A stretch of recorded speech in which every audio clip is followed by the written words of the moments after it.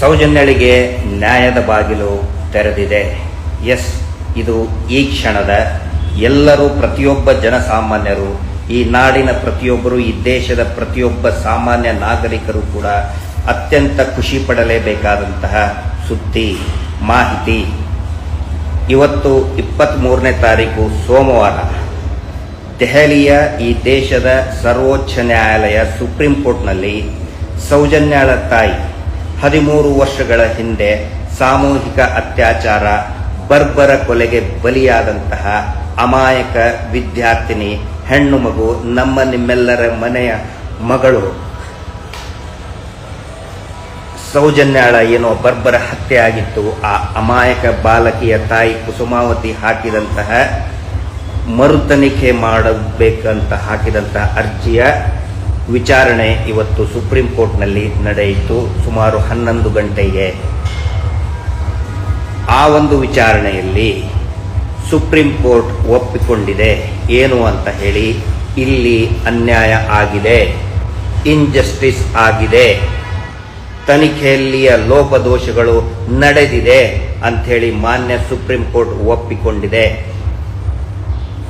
ಹಾಗಿದ್ರೆ ಅರ್ಜಿದಾರರ ಪರವಾಗಿ ಇರತಕ್ಕಂತಹ ಹಿರಿಯ ಸುಪ್ರೀಂ ಕೋರ್ಟ್ ನ್ಯಾಯವಾದಿಗಳ ವಾದ ಏನು ಆಗಿತ್ತು ಅಂತ ಹೇಳಿದ್ರೆ, 3ಕ್ಕಿಂತಲೂ ಹೆಚ್ಚು ಜನ ಆರೋಪಿಗಳು ಇದ್ದಾರೆ, ಅವರನ್ನ ಪರಿಶೀಲನೆ ಮಾಡಿಲ್ಲ, ತನಿಖೆಗೆ ಒಳಪಡಿಸಿಲ್ಲ, ಸೆಮಿನೈಲ್ ಅಂದ್ರೆ ಆ ಆರೋಪಿಗಳ ನಿಜವಾದ ಆರೋಪಿಗಳನ್ನು ವಿಚಾರಣೆ ಮಾಡಿಲ್ಲ ಮತ್ತು ಅವರ ವೀರ್ಯಾಣುಗಳ ಸೆಮಿನಲ್ ಸ್ಯಾಂಪಲ್ ಕಲೆಕ್ಟ್ ಮಾಡಿ ಅದನ್ನು ಪರಿಶೀಲನೆ ಮಾಡಿಲ್ಲ. ಆನಂತರ ತನಿಖಾಧಿಕಾರಿಗಳು ವೆಜನೈಲ್ ಸ್ವಾಬ್ ಅನ್ನ ಕೊಡುವಲ್ಲಿ ಡಿಲೇ ಮಾಡಿದ್ದಾರೆ, ಬೇಕು ಅಂತಲೇ ಡಿಲೇ ಮಾಡಿದ್ದಾರೆ. ತನಿಖೆಯಲ್ಲಿ ಸಾಕಷ್ಟು ಲ್ಯಾಪ್ಸಸ್ ಆಗಿದೆ, ಇಂಟೆನ್ಷನಲಿನೇ ಲ್ಯಾಪ್ಸಸ್ ಆಗಿದೆ. ಸಿಸಿ ಕ್ಯಾಮೆರಾ ಫುಟೇಜ್ ಕೊಟ್ಟಿಲ್ಲ, ಯಾಕೆ ಕೊಟ್ಟಿಲ್ಲ? ಅದರ ಜೊತೆಗೆ ಒಬ್ಬ ವ್ಯಕ್ತಿ 200ಕ್ಕಿಂತಲೂ 100 ಶವಗಳನ್ನು ಹೂತು ಹಾಕಿದ್ದೇವೆ, ಮೋರ್ ದೆನ್ 250 ಡೆಡ್ ಬಾಡೀಸ್ ಹೂತು ಹಾಕಿದ್ದೇನೆ ಅನ್ನುವಂಥ ಪ್ರಕರಣವನ್ನ ರಾಜ್ಯ ಸರ್ಕಾರ SITಗೆ ಕೊಟ್ಟಿದೆ. SIT ತನಿಖೆ ಮಾಡ್ತಾ ಇದೆ.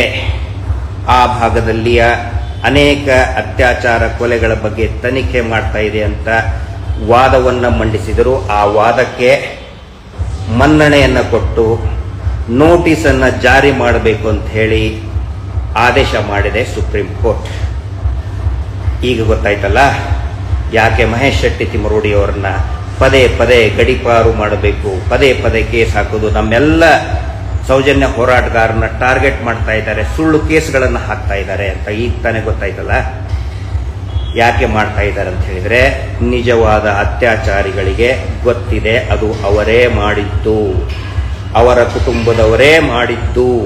ಹಿಂಗಾಗಿ ಎಂಜಲು ತಿನ್ನುವಂತಹ ದೊಡ್ಡ ದೊಡ್ಡ ಮಾಧ್ಯಮಗಳಿಗೆ ಎಂಜಲು ತಿನ್ನಿಸಿ ನಮ್ಮನ್ನ ಟಾರ್ಗೆಟ್ ಮಾಡಿ ಹೋರಾಟವನ್ನು ಅಪಪ್ರಚಾರ ಮಾಡುವಂತಹ ಹೊಲಸು ಕೆಲಸಗಳನ್ನು ಮಾಡಿದರು.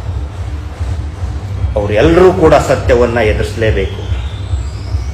ನಮ್ಮ ಹೋರಾಟದಲ್ಲಿ ಮಹೇಶ್ ಶೆಟ್ಟಿ ತಿಮರೋಡಿ ಅವರು ಎತ್ತಿದಂಥ ಧ್ವನಿಯಲ್ಲಿ ಈ ರಾಜ್ಯದ ಅನೇಕ ಹೋರಾಟಗಾರರು ಕೂಡ ಧರ್ಮಸ್ಥಳದಲ್ಲಿ ನಡೆದಂಥ ಹತ್ಯಾಕಾಂಡದ ವಿರುದ್ಧ ಅನೇಕ ದಶಕಗಳಿಂದ ಅನೇಕರು ಧ್ವನಿ ಎತ್ತಿದ್ರು. ಆ ಎಲ್ಲ ಧ್ವನಿಯಲ್ಲಿಯೂ ಕೂಡ ಸತ್ಯಾಂಶ ಇದೆ, ಅದನ್ನು ಮುಚ್ಚಿ ಹಾಕೋದಕ್ಕಾಗೋದಿಲ್ಲ.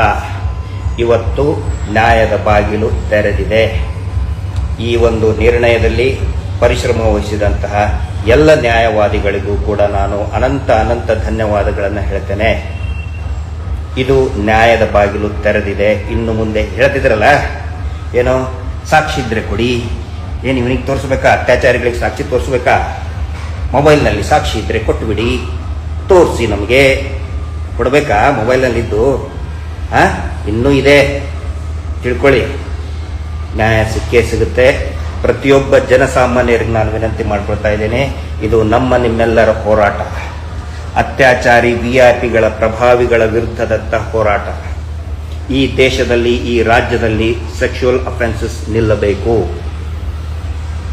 ನಮ್ಮ ಮಕ್ಕಳಿಗಿರಬಹುದು, ನಮ್ಮ ಮನೆಯ ಹೆಣ್ಣುಮಕ್ಕಳಿರಬೇಕು, ಅದು ನಿಲ್ಲಬೇಕು. ಧೈರ್ಯವಾಗಿ ಓಡಾಡಬೇಕು,